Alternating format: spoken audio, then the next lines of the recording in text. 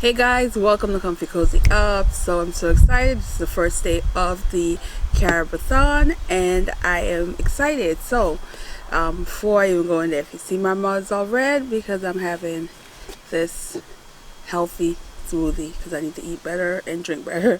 But anyway, this is beets with papaya, lemon, and ginger. So good stuff. It's not sweet. It's just enough sugar in it that which is what I need because I need to wean myself back off sugar because I went back to it. So anyway, so I'm drinking. That's why my mouth's gonna be red. So the book I'm gonna start off with, because guys, I haven't read it yet. I'm still starting off the day kind of late, but this is what I'm gonna focus on today, and it is what we have here. It is 248 pages, so I am hoping today to get to half of it. So if I can read, what is that, 124 pages, I can do it. But the font is big, guys, and it is a mystery, so I'm hoping that it reads fast, but definitely gonna read most of this because the plan is to finish this by tomorrow and to pick up another book, which is a short book that I know I can also read tomorrow as well. And so this is also the book that's going to be like a group discussion on Instagram on Sunday. So it's another reason why I need to finish this and move on to some other book and highlight some things that I want to talk about in the group discussion. So that's what we're doing. I'm also cooking. So I have some red snapper, so it is steaming on the grill, and some corn on the cob, which I really love. And yeah, so that's going to be the food of the day. But for right now, I am going to start reading while the food's going. So yeah.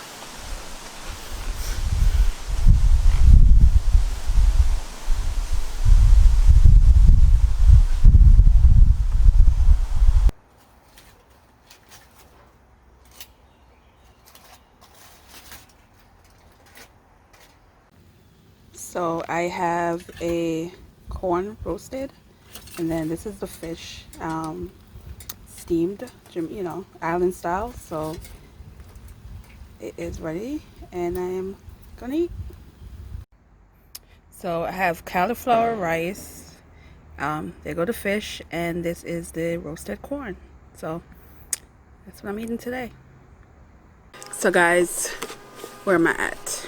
So I got 38 pages in, which is, to me, it's moving fast because I ate. I finished cook at 8 and I got through this, but it's definitely something that reads fast to me. But anyway, what it's about.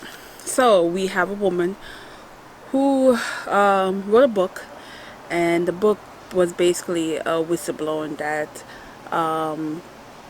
exposed some criminal behavior, and this was in Barbados. So she left the country, and many may think she left the country in turmoil based on the things that were revealed from her book. Now she is now in America, and she commissioned this woman that's live in Barbados who's never left the island, and she wanted her to write her autobiography. Pretty much is what it is. But I like the old lady because she's older now. As she telling her story, it's interesting. But she's also like, I have a thing for, like, I would call them, feisty, right? Sometimes mean. Old characters that are, and that's how she comes off in this. And I like her personality. I just like her. She feisty, but I like her. Anyway, so but you're learning about her father. She's talking about her father in this growing up young, school days, which is so, like, just, even though the time period of her school days are in the 50s, yeah, it still has, like, relatable as far as of me, like the schoolyard situation and certain food that you know people used to bring and all that. It's things about it that I find very nostalgic and made me smile so far. But the woman is fierce. She rude. The old lady rude, and the poor girl that's writing, you know, she needs that breakthrough, and she's hoping this will give her a breakthrough in the industry. And she is what you would call new to the writing game, and she is wants to be out there. So she's taking a risk, and she did give up a lot in order to go and meet this woman and stay with her for a period of time to write her book. So that I like. But it's early on and I have a long way to go, so I'm gonna read for the rest of the night and check in with you later.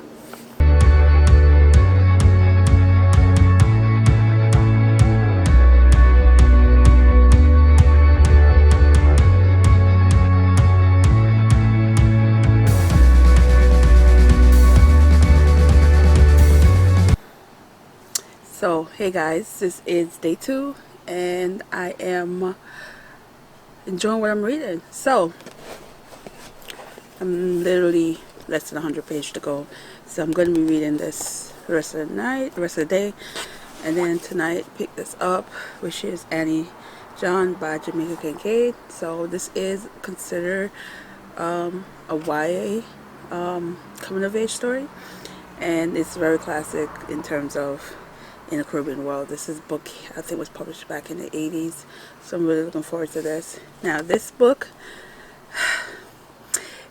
I love the historical content of this story. It does have quite a bit of it, more than I thought and realized was going to happen, but I should have kind of guessed because this main character is up there in age and this story started off in the 50s, so it gives like a lot of detail about what, you know, Barbados was like prior to independence, and also the political parties that was molding and all the backstory of when you think of how the black community in Barbados were living, the conditions they were living in, even though then they were free, but they didn't have a lot of land that really belonged to them. There was a particular part where I love where she talked about how their houses was set up in a way that it was easy to move. If something happened, they can just move the house to another location because the actual land that the house was on was not theirs. I thought that was so interesting, and it really gives more than I thought. I mean, I really enjoyed the story of the older lady, the rude older lady. She's very entertaining, and the relationship she had with the writer. But when she's telling the stories of her life, of her childhood, I'm very intrigued because of the background, and I love that. I'm such a historical reader fan that this just gives me extra vibes that it's going to be, you know, that kind of book that I'm going to love. I'm hoping it ties up well because, you know, I'm near the end, and she's disclosing some things that I didn't really caught on to, but then there's other things in there that makes me question the relationship that the writer has.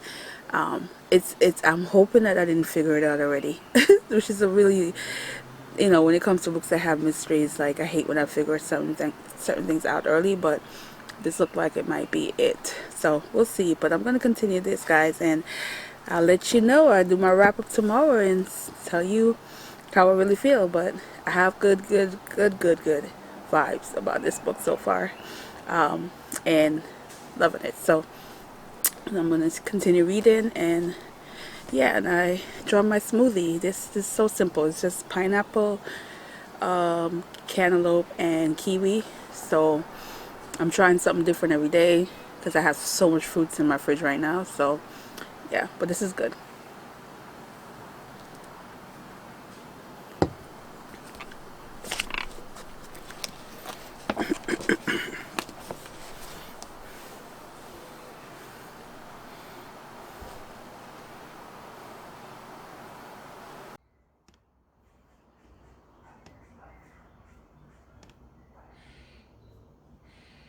Hey guys, so this is Saturday morning. I was intending on actually doing a wrap up outside, but guys, it's like 54 degrees. Why? Why is it 54 degrees? So I just didn't feel like putting on extra clothes. I said, now I'm gonna finish the wrap up in here. So finish The Girl with the Hazel Eyes. Now guys, now when it comes to books that has this whole I'm seeking you out to do my, autobiography kind of deal. Immediately I always feel like, yeah, there's a connection there. And it is. That part, I knew early on. However, how they're connected, that part is what made the book really interesting and really had that sad moment as well, which, I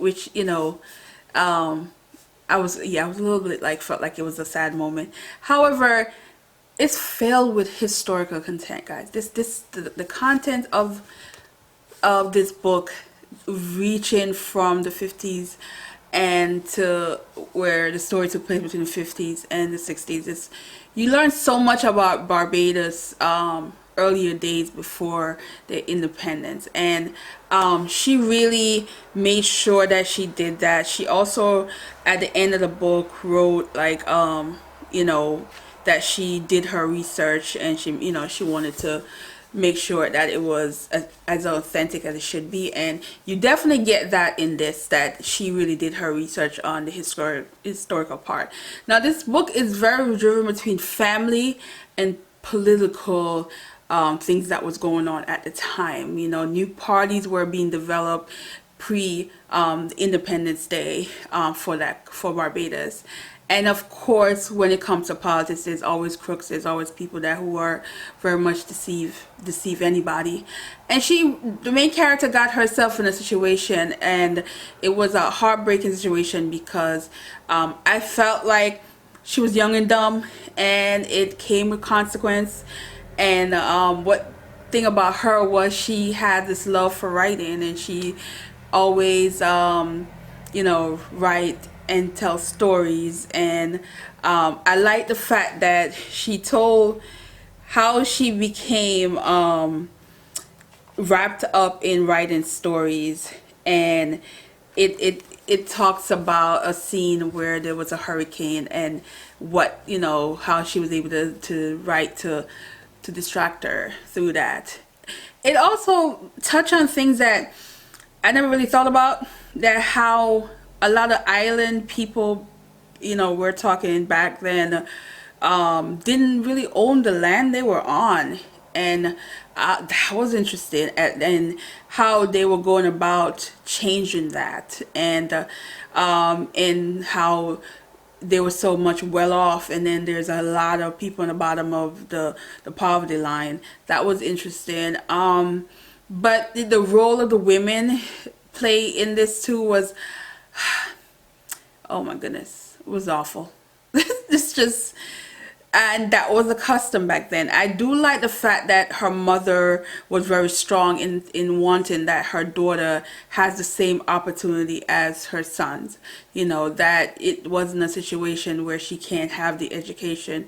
A lot of times too, and I think pretty much all the Caribbean islands had these issues where education wasn't free for many years.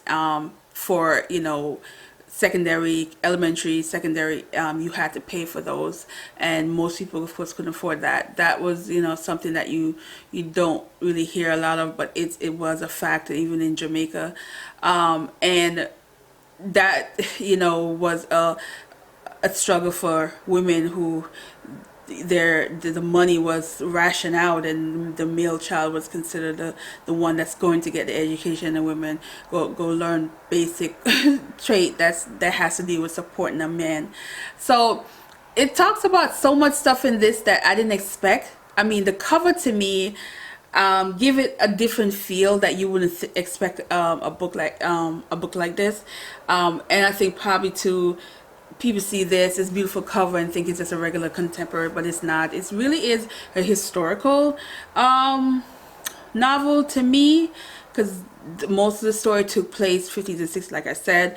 It do flash back into the present time, which was 2015. But for the most part, it's a historical fiction. So if you like historical fiction, you would definitely like this. And it definitely is very interested, and you know, and I'm looking forward to really dig in and talk about certain things about this on Sunday, which is, yeah, tomorrow, with the group that I'm reading this with. And then I did last night get into this, and I finished it. It's short, guys.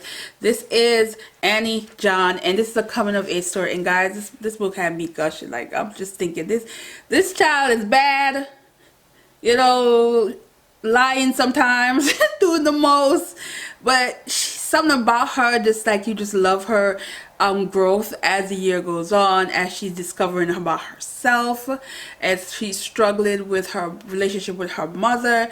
You know, she's that child that is so bent on doing the opposite of what her mother expects from her. She's very talented, she's smart, she stands out, and at times don't want to stand out, but she does.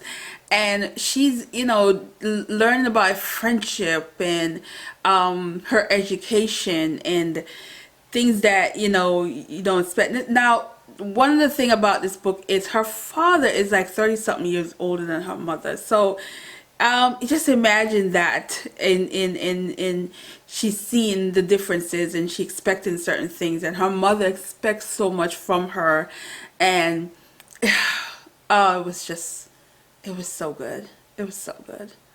It was so good. Like, I really like this book.